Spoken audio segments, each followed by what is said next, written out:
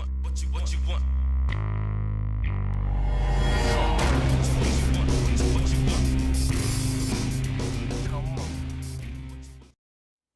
Hey, what's up, YouTube? This is NitroBex. Today I got a device review for you today. We're going to be looking at the Mod NV Saber Touch from Vapor Moon. This particular mod is going to set you back $95. It's a discounted price. It only comes one way, and it will look like this. Now, Saber Touch does have many other options if you want something a little more custom. They're going to be a little more pricey. Not too bad, though. Let's get into the features of the device.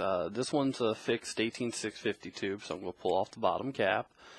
Underneath that spring assembly, there is a fuse. So since this is an unregulated device, they put a fuse in the cap for you.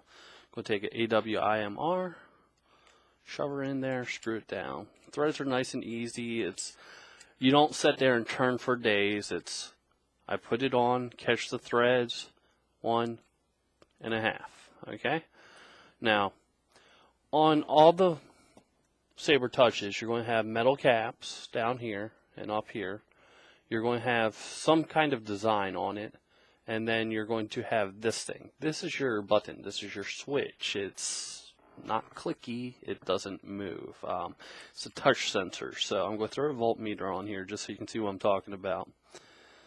All right, voltmeter's on. I'm pressing the button. Nothing's happening because I'm not making contact with any metal. The second I hit there, you see the voltmeter light up. If I touch the bottom cap, the voltmeter lights up. So it's completed by touching the switch plus any other point of metal on the device. Well, let's get an atomizer on here and take a vape off of it. I'm putting on a IGO-L with a Nimbus top cap. It's got twisted 30 gauge in it, 1.2. The juice is going to be something that's not out yet. Linton Vapes Vanilla Custard. Really good vape. I'm going to use an anodized strip tip for now, and we'll talk more about that in a second. But this is what the vape looks like.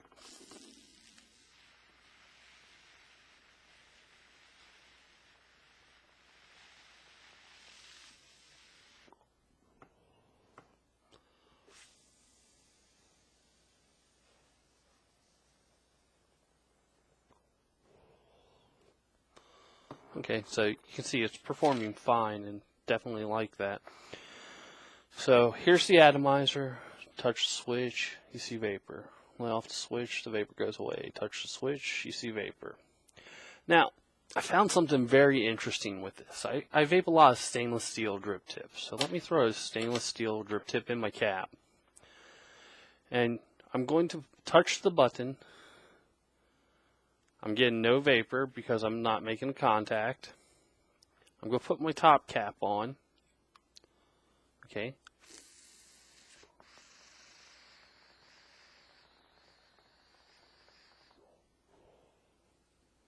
Now, so you can see there's no magic there. No vapor.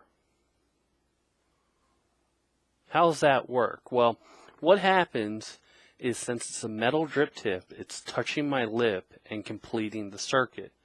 Just so you can see what I'm talking about, I'm going to hold it by the base cap and take my other hand and touch the switch. You see vapor. Okay. Basically, it has to make contact with any metal part, including your atomizer, and another part of your body has to make contact with this. It doesn't even have to be your own body. Like if I held it like this and I held like somebody's hand and they held somebody's hand and they held somebody's hand and so forth and so on, and they pressed the button, I would get vapor. So that's a really cool feature of the device. Now let's move into the downsides of this. If I'm just sitting here having a nice conversation with y'all and I'm not watching what I'm doing, go take the top cap off so you can see. If I'm not watching what I'm doing, I might accidentally, oh, there's vapor. Okay, so y'all know me. I'm a Jenny user. What happens is I vape it, I vape it, I vape it. So I got my vape. I set it down. I'm used to standing Jenny's up, so that's fine with me. Now, if you're not used to setting your mods down or not used to, not just playing with your mod all the time, they do make a lanyard for it. So it would just hang the mod right there. When I want to vape, I would grab it, pull it up. I'm a Jenny user, so I'm fine with setting my mod down. Yeah, build quality on this is absolutely awesome. I would put it on par, if not better, than the Pro Vari, because the coating is holding up much better than the coating on my Pro Vari.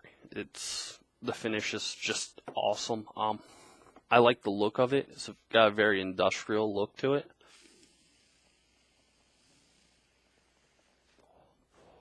It's a little fatter, so you might have problems putting it in a mod stand, but it's a very comfortable size in your hand. As you can see, it just fits in there perfect, and everything's where it should be. Now, on super low ohms, I did have a bit of voltage drop. The lower your ohms, the more voltage drop you're going to have, like any device. But the voltage drop curve became a lot more noticeable on this. So run it above 0.7 and you're fine, though.